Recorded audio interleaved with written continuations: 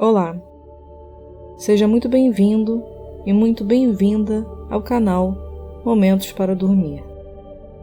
Hoje, mergulharemos juntos em uma prática que te ajudará a relaxar, se conectar com seu corpo e com seu momento presente, te trazendo a tranquilidade necessária para uma noite de sono restauradora. Para facilitar esse processo, em breve a tela ficará escura. Então, antes de se entregar a esse momento, nos ajude deixando o seu like, se inscrevendo no canal e compartilhando este vídeo com quem mais você desejar. Conheceremos agora a segunda e última parte do romance Eros e Psique. Vamos lá? Eros olhou assustado e disse: Psique, é com desconfiança que retribui meu amor? Depois de haver desobedecido às ordens de minha mãe e te tornado minha esposa, achavas que eu era um monstro e estava disposta a cortar minha cabeça? Vai, volta para junto de tuas irmãs, cujos conselhos pareces preferir aos meus. Não lhe imponho outro castigo, além de deixar-te para sempre. O amor não pode conviver com a suspeita. Psique ficou inconsolável. Quando deu por si, notou que o lindo castelo à sua volta desaparecera e que se encontrava bem próxima da casa de seus pais. Tentou suicidar-se atirando-se em um rio próximo, mas as águas a trouxeram gentilmente para sua margem. Foi então alertada pelos deuses para esquecer o que passou e procurar novamente ganhar o amor de Eros. Quando suas irmãs souberam do acontecido, fingiram pesar, mas partiram então ao topo da montanha, pensando em conquistar o amor de Eros. Chegando lá, chamaram o vento para que as levassem até Eros, mas o vento não deu ouvidos às tolas mulheres. Psique, resolvida a reconquistar a confiança de Eros, saiu à sua procura por todos os lugares da terra, dia e noite, até que chegou a um templo no alto de uma montanha. Com esperança de lá encontrar o amado, entrou no templo e viu uma grande bagunça de grãos de trigo e cevada, espalhados por todo o recinto. Convencida que não devia negligenciar o culto a nenhuma divindade, pôs-se a arrumar aquela desordem, colocando cada coisa em seu lugar. Deméter, para quem aquele templo era destinado, ficou profundamente grata e disse-lhe: Psique, embora não possa livrá-la da ira de Afrodite, posso ensiná-la a fazê-lo com suas próprias forças. Vá ao templo e renda a ela as homenagens que ela, como deusa, merece.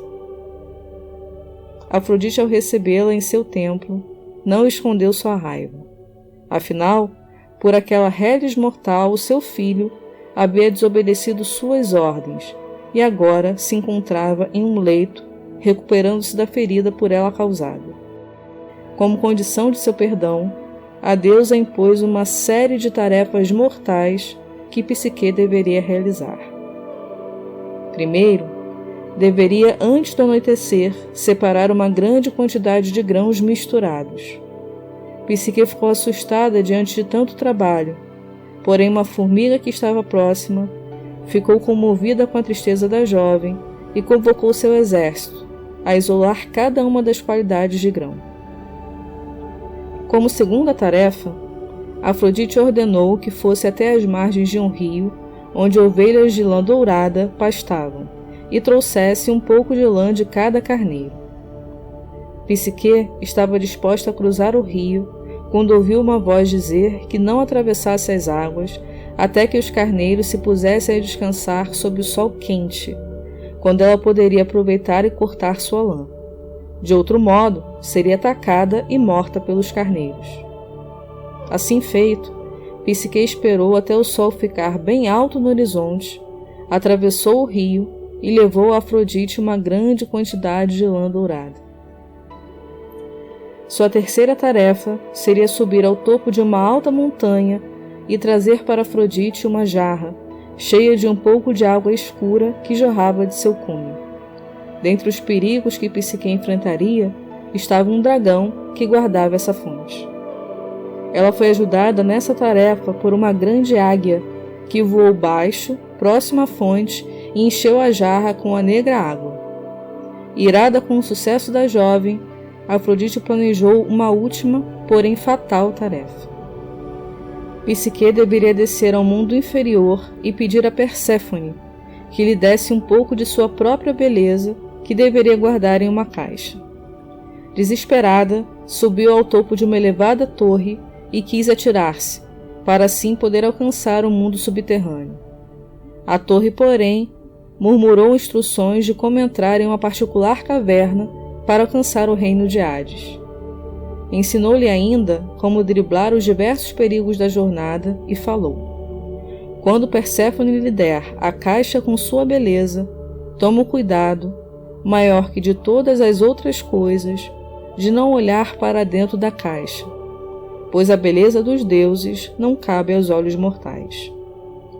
Seguindo essas palavras, conseguiu chegar até Perséfone, que estava sentada imponente em seu trono, e recebeu dela a caixa com precioso tesouro. Tomada, porém, pela curiosidade em seu retorno, abriu a caixa para espiar. Ao invés de beleza, havia apenas um sono terrível que dela se apossou. Eros, curado de sua ferida, voou ao socorro de Psique e conseguiu colocar o sono novamente na caixa, salvando-a. Lembrou-lhe que sua curiosidade havia novamente sido sua grande falta, mas que agora podia apresentar-se a Afrodite e cumprir a tarefa. Enquanto isso, Eros foi ao encontro de Zeus e implorou a ele que apaziguasse a ira de Afrodite e considerasse seu casamento com Psique. Atendendo seu pedido, o grande deus do Olimpo ordenou que Hermes conduzisse a jovem à Assembleia dos Deuses e, com toda a cerimônia, Eros casou-se com Psique e, no devido tempo, tiveram seu primeiro filho.